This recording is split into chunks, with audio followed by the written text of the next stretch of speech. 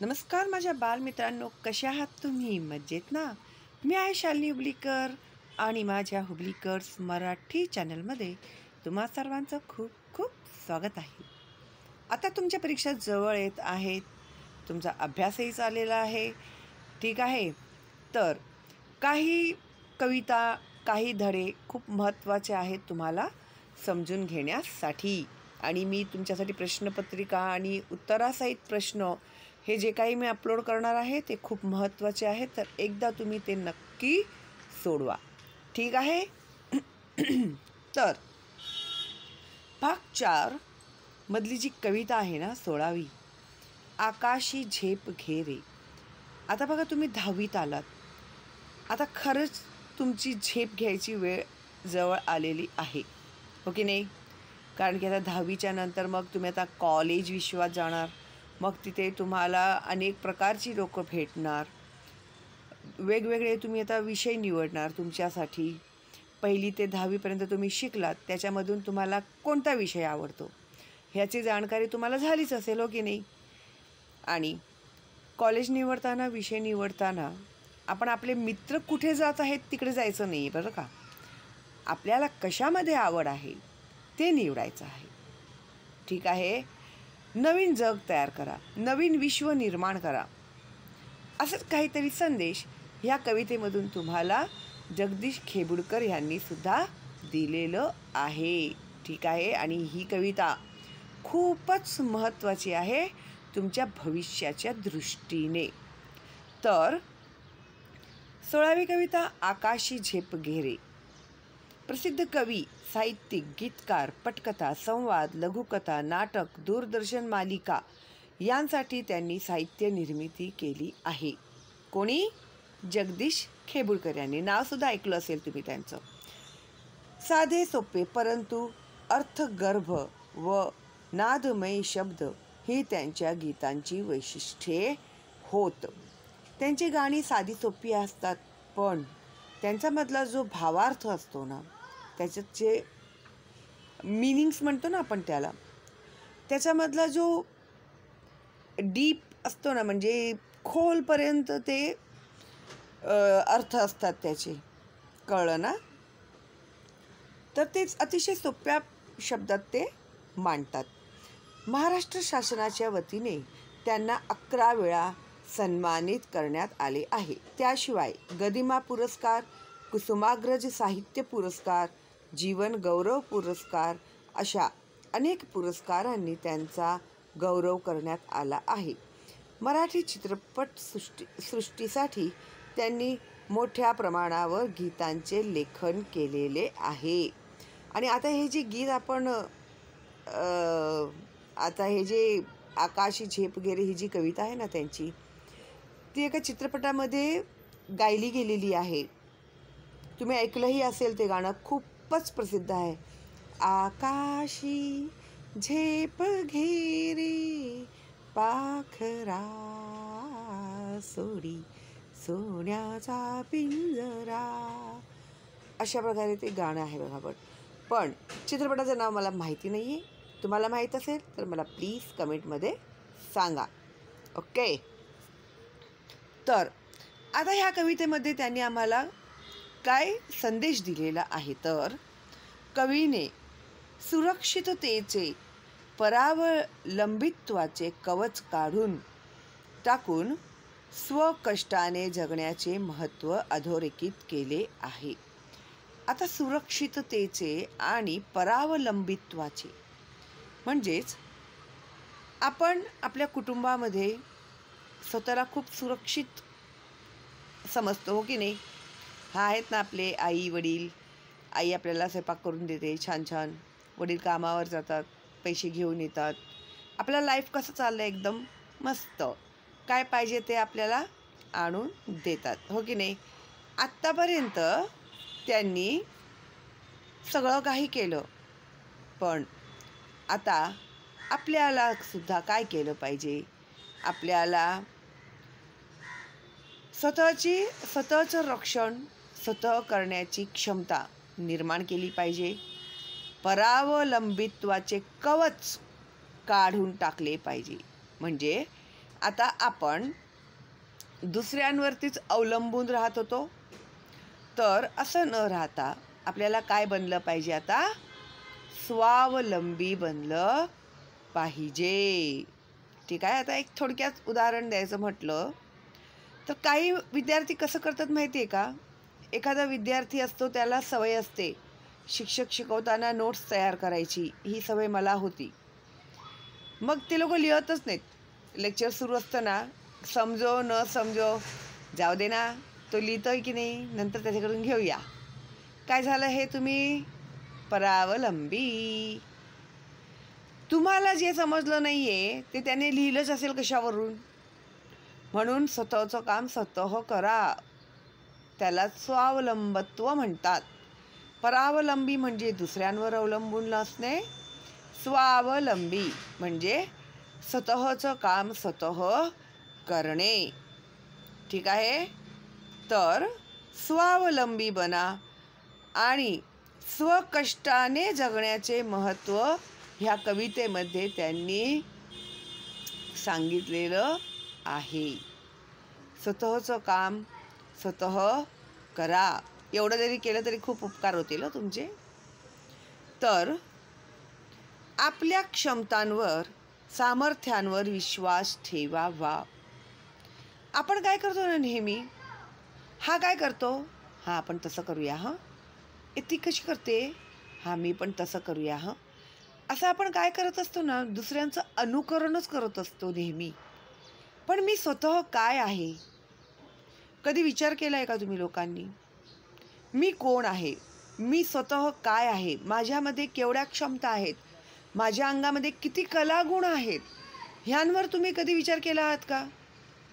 आपण दिसतं तेवढंच बघतो, पण कधी स्वतःच्या आतमध्ये, तुमच्या स्वतःच्या आत काय काय तुमच्यामध्ये आहे ते तुम्ही कधी बघितलंय का?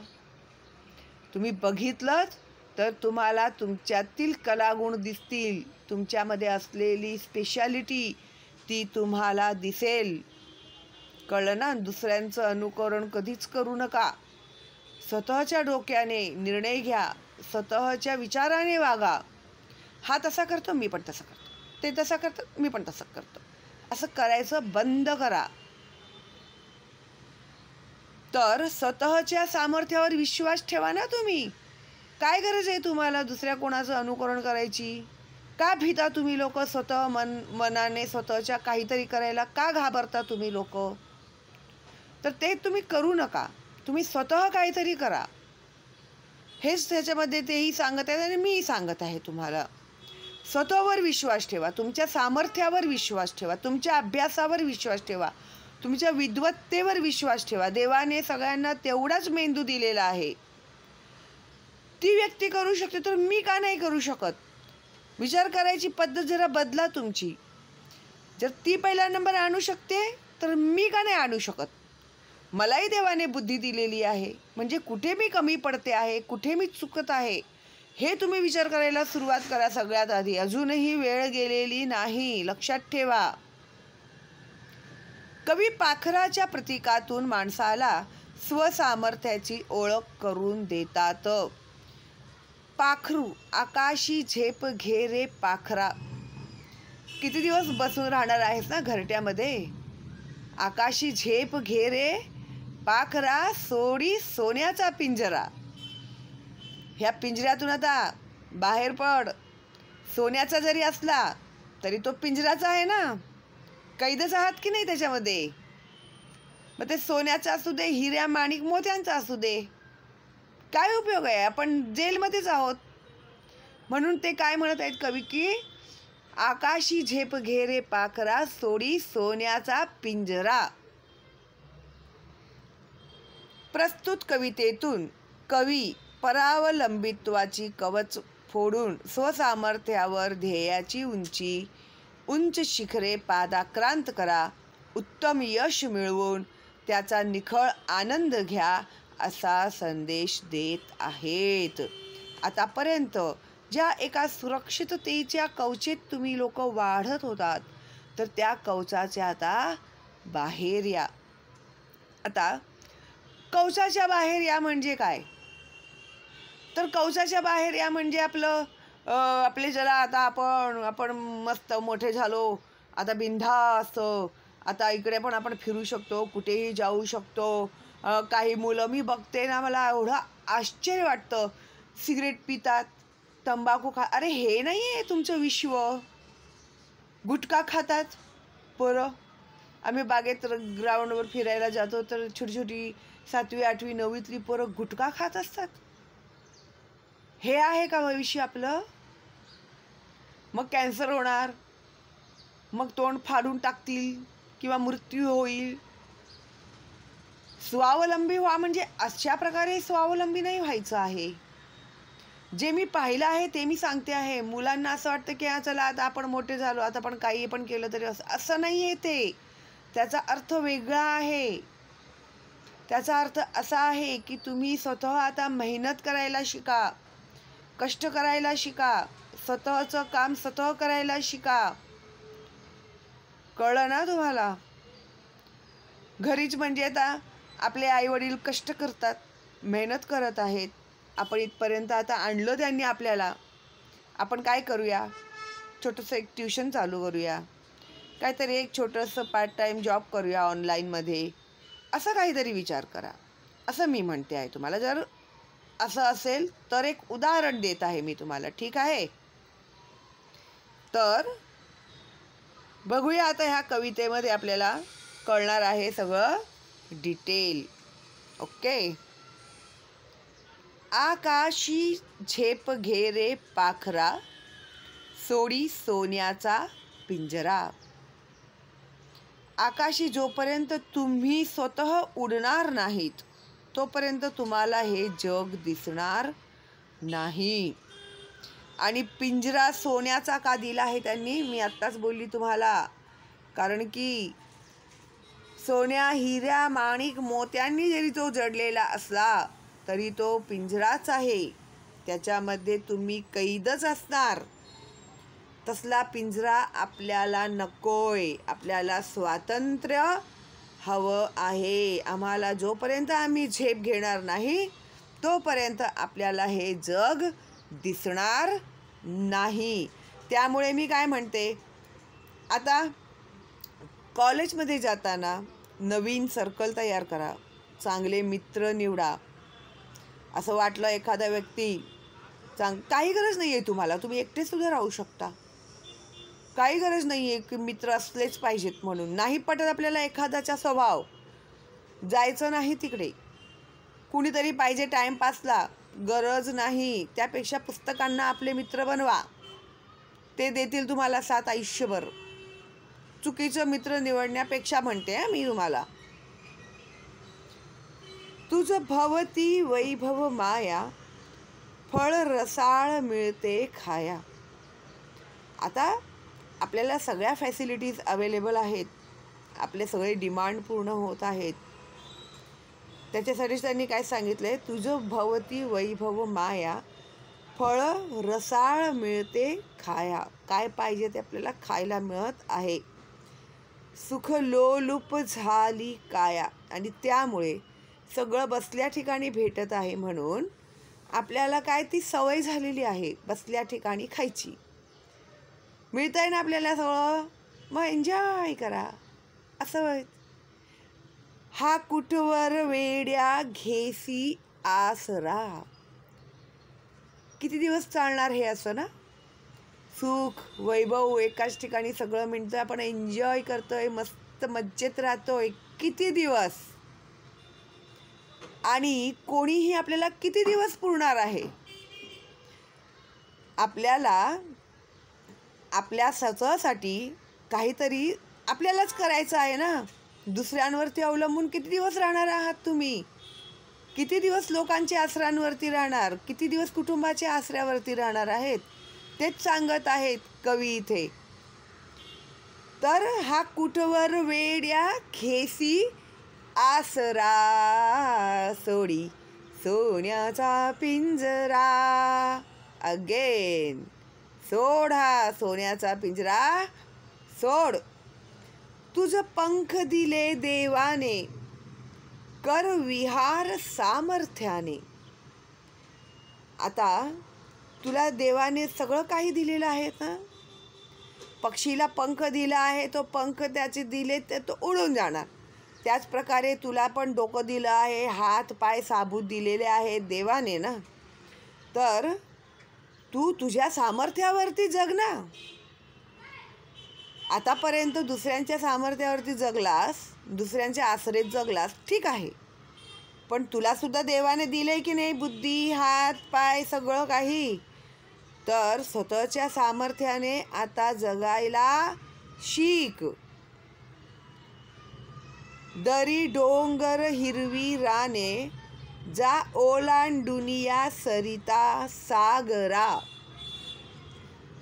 जेव्हा तू भरारी घेशील ना आकाशामध्ये, तुझ्या सामर्थ्यावर जेव्हा तू भरारी घेशील, तुला दरी दिसेल, डोंगर दिसतील, हिरवी राने दिसतील आणि जा ओलांडुनी सरिता सागरा. सरिता म्हणजे नदी, नदीचा समानार्थी शब्द सरिता.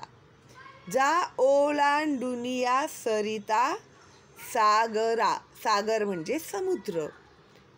जोपर्यंत तू स्वतः उंच भरारी घेणार नाही, तुला हे बघायला मिळणार नाही, हे ओलांडायला मिळणार नाही. तर स्वसामर्थ्यावर भरोसा करशील ना, तर तुला सगळं जग बघायला भेटेल.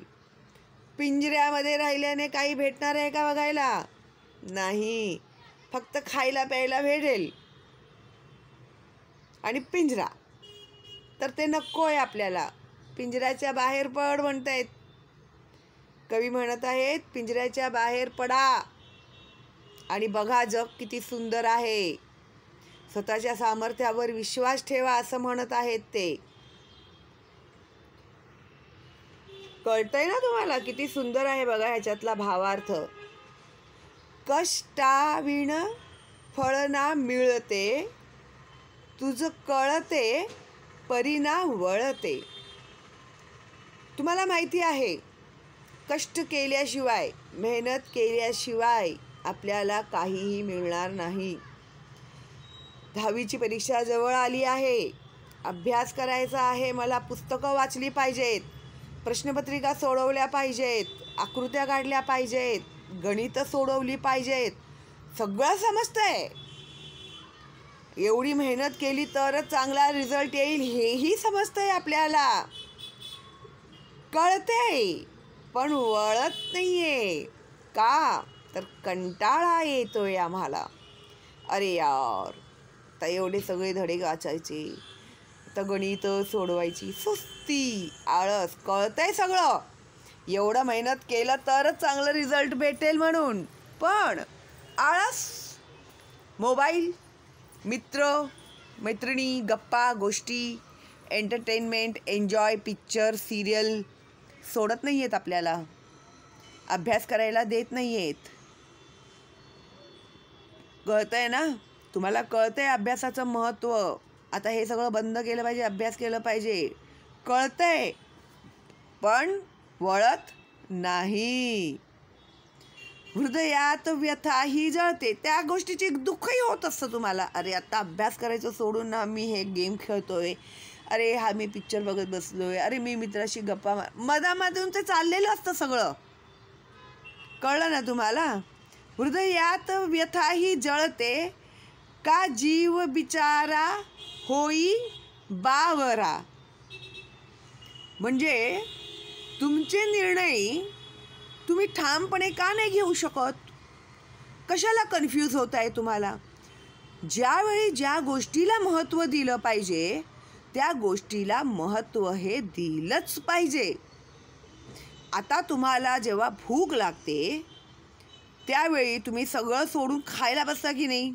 आता बाबा मला सहन होत नाही तर मी चक्कर येऊन पडीन म्हणून. मग अभ्याससुद्धा एक भूक आहे, तुमच्या मेंदूचं भूक आहे ते. आणि एक गोष्ट मी सांगते तुम्हाला, आता विषय निघाला आहे म्हणून. आपलं जे मेंदू असतं की नाही, मेंदू तो आपल्याला खूप रिलॅक्स ठेवायला बघतो. आपल्याला त्रास झालेला त्याला चालत नाही, म्हणून तो काय करतो, आपल्याला ज्याच्यात आनंद मिळतो की नाही तो आपल्याला तेच करायला सांगत असतो. तर ह्याचा अर्थ असा आहे की आपण मेंदूचे गुलाम आहोत.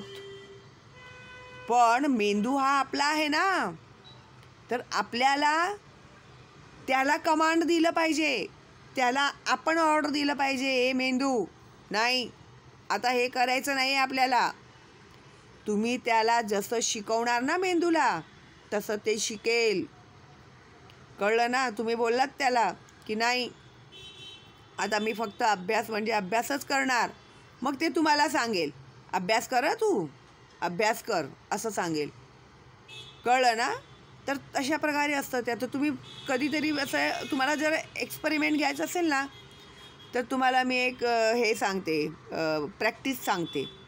तुम्हाला पहाटे 4ला उठायचं असेल ना, रात्री झोपताना मेंदूला सांगायचं सकाळी मला पहाटे 4 वाजता उठवायचं आहे तुला. त्याला ऑर्डर द्यायचं मेंदूला. मेंदू तुमचा आहे, तो सांगेल तसं तुम्हाला वागायचं नाही आहे. तुम्ही त्याला ऑर्डर द्यायचं पहाटे 4 वाजता उठवायचं आहे ना तुला मला. तुम्ही बघा बरोबर पहाटे 4 वाजता तुम्हाला 101% जाग येणार म्हणजे येणारच. आणि मग तुम्ही बघा घड्याळ. त्यानंतर तुम्ही झोपले तर ते तुमचं प्रॉब्लेम आहे, पण मेंदू तुम्हाला 4 वाजता बरोबर तुमचे डोळे खाडकन खोलतो. तुम्हाला नाही विश्वास बसत असेल तर करून बघा तुम्ही. मेंदूला तुमचा गुलाम बनवा, मेंदूचे गुलाम बनू नका. ठीक आहे? त्याला चांगलं ट्रेनिंग द्या. तर हे कन्फ्युजन जे आहे ना, तर ते होणार नाही तुमच्या लाईफमध्ये. ज्यावेळी जे काम करायचं आहे तेच काम करायचं. आता मला हे नाही करायचं आहे, आता परीक्षा जवळ आहे तर मला अभ्यासच करायचा. अजूनही वेळ गेलेली नाही आहे, लक्षात ठेवा. अजूनही तुम्ही अभ्यासाला सुरुवात केली तर तुम्हाला पैकीच्या पैकी गुण मिळते. आणि मी प्रश्नपत्रिका टाकत आहे तुमच्यासाठी सोडवण्यासाठी, त्या सोडवा तुम्ही. 50% रिझल्ट तर तुमचा 101% येईल अशी मला आशा आहे. ठीक आहे? तर आता शेवटचं पंक्ती राहिली आहे. घामातून मोती फुलले, श्रमदेव घरी अवतरले. घामातून मोती फुलले म्हणजे जेव्हा आपण कष्ट करतो आणि कष्टाचं जे ते घाम म्हणजे काय, कष्टाचं घाम, मेहनतीचं ते फळ म्हणजे मोती. आपला घामाचा एक एक थेंब म्हणजे मोती आहे आपल्यासाठी. श्रमदेव घरी अवतरले. श्रमदेव म्हणजे मेहनत करणारे, कष्ट करणारे देव घरी अवतरले, आपल्या घरी ते आले. घर प्रसन्नतेने नटले. जेव्हा आपण कष्ट करतो, मेहनत करतो, आता तुम्ही मेहनत केली, तुम्हाला 95% पडले, काय होईल तुमच्या घरातलं वातावरण? आनंद होईल की नाही? तर ते वातावरण निर्माण करण्यासाठी आपल्याला काय केलं पाहिजे? मेहनत केली पाहिजे. तुम्ही मेहनत केलं तर निसर्ग, सगळं विश्व तुम्हाला मदत करेल, पण करण्याची इच्छा असली पाहिजे तुम्हाला. समजलं? करण्याची इच्छा असली तर पूर्ण विश्व मदत करतं त्याच्यासाठी. आणि नकारात्मक कधीच विचार नाही करायचं. बापरे, ती किती हुशार आहे बाबा, ती कसं करून टाकते एवढं सगळं, बापरे आपल्याच्याने तर होणार का असं? नाही. असा विचार करा, ती करू शकते तर मी का नाही करू शकत? मी सुद्धा करून दाखवणार, असं विचार करा. जरा विचार करायची पद्धत बदला तुमची. ठीक आहे? हा योग जीवनी आला साजिरा. तर कष्ट करा, त्याचं फळ तुम्हाला चांगलं भेटेल. हा योग तुमचं जीवन जे आहे तो साजरा करेल. आणि सगळं काही कोणीही चोरून नेऊ शकतं. आपलं कष्ट, आपलं मेहनत, आपली बुद्धी, आपली विचारशक्ती, आपलं सामर्थ्य कुणीही नाही घेऊन जाऊ शकत. आज तुम्ही करोडपती आहात, सांगता येत नाही. उद्या आपण रस्त्यावरती आलो तरीसुद्धा आपल्यामध्ये एवढी शक्ती असली पाहिजे की आपण परत मेहनत करू, शून्याने परत आपण सुरुवात करूया आणि परत आपण तेवढं विश्व उभारूया. काहीही अशक्य नाही आहे. जेव्हा अंबानी त्यांचे वडील होते, ते पेट्रोल पंपवरती पेट्रोल भरायचं काम करत होते. अशाच प्रकारे कष्ट करून करून करून ते आज पोचले ना त्या ठिकाणी. टाटा जे आहेत ते टाटा त्यांचे वडीलसुद्धा काम करत होते ते सायकलच्या दुकानामध्ये. मग त्यांनी स्वतःच्या सायकलचा बनवण्याचा छोटंसं एक दुकान उघडलं, सायकल रिपेरिंगचं दुकान उघडलं. मग ते सायकल तयार करू लागले. असं करत करत करत बघा आज ते कुठपर्यंत पोचले. प्रधानमंत्री मोदी चहा विकत होते स्टेशनवरती. वडिलांच्या त्या चहाच्या टपरीवरचा चहा स्टेशनवर लोकांना प्यायला देत होते. त्यांची आई लोकांच्या घरामध्ये भांडी कपडे करत होती. त्यांची इच्छाशक्ती प्रबळ होती. शिक्षण घेतलं त्यांनी. ते पॉलिटिक्समध्ये आले. त्यांनी संन्याससुद्धा घेतला होता. मग ते बोलले नाही, आपण आपलं आयुष्य जे आहे ते कोणाच्या तरी उद्धारासाठी आपल्याला घालायला पाहिजे आणि हेच विचार आपल्यालाही मनामध्ये असले पाहिजेत. स्वतःचं आयुष्य तर कुत्री मांजरीसुद्धा जगतात. मग त्यांच्या जगण्यात आणि आपल्या जगण्यात काय फरक आहे? आपल्याला देवाने जन्म दिला आहे ना, तर आपल्या जन्माचा फायदा हा दुसऱ्यांनाही झाला पाहिजे कधीही असा विचार करा. मी कोणत्या फील्डमध्ये गेल्यावर मला जास्त पैसे भेटतील असं विचार करण्यापेक्षा तुम्हाला पैसेही भेटले पाहिजेत, तुम्हीही चांगले झाले पाहिजेत आणि आपल्या ज्ञानाचा उपयोग लोकांच्यासाठी पण झाला पाहिजे असं विचार करा कधीही. स्वउद्धाराबरोबर लोकोद्धाराचाही विचार करा. ठीक आहे. चला, तर अशा प्रकारे ही कविता झालेली आहे पूर्ण. आणि कोणत्या चित्रपटातली आहे ते तुम्ही मला सांगणार आहात. आता प्रश्नांची उत्तरं तुम्ही लिहू शकता, हो की नाही? आणि नाही समजत असेल, तुम्हाला काहीही प्रॉब्लेम असेल तर मला कमेंटमध्ये तुम्ही विचारा. मी तुम्हाला नक्की मदत करीन. आणि मी लाईव्ह स्ट्रीममध्ये येते रे. तुम्ही लोकांना बघतच नाही मी लाईव्ह स्ट्रीममध्ये आली की. मे बी तुमचाही शेड्यूल टाईट असेल, तुम्हीही शाळेत असाल, क्लासेसमध्ये असाल, वेळ नसेल तुम्हालाही, मला माहिती आहे, समजतं येते. पण मी माझं काम करते, तुम्ही तुमचं काम करा, हो की नाही? तुम्हाला जेव्हा वेळ भेटेल तेव्हा तुम्ही बघा, चालेल, काहीच प्रॉब्लेम नाही आहे. ठीक आहे. आणि आता जाहिरात लेखन करतानाचे नियम, निबंध लेखनचे नियम, पत्र लेखनाचे नियम हे सगळे मी टाकणार आहे. ते न विसरता बघा. ठीक आहे. खूपच महत्त्वाचे आहेत. का तर तुम्हाला प्रश्नच समजत नाहीत. प्रश्न समजत नाहीत म्हणून तुम्ही चुकीचं उत्तर लिहिता. चुकीचं उत्तर लिहिता मग तुमचे मार्क्स जातात. तर तेच मी समजवणार आहे तुम्हाला. ठीक आहे. त्यामुळे सबस्क्राईब करा, बेल आयकॉन टॅप करा आणि चांगल्या प्रकारे शिका, समजून शिका. पास होण्यासाठी शिकू नका, ज्ञान मिळवण्यासाठी शिका. ठीक आहे. चला मग भेटूया लवकरच पुढच्या व्हिडिओमध्ये. तोपर्यंत ऑल दी बेस्ट आणि बाय बाय.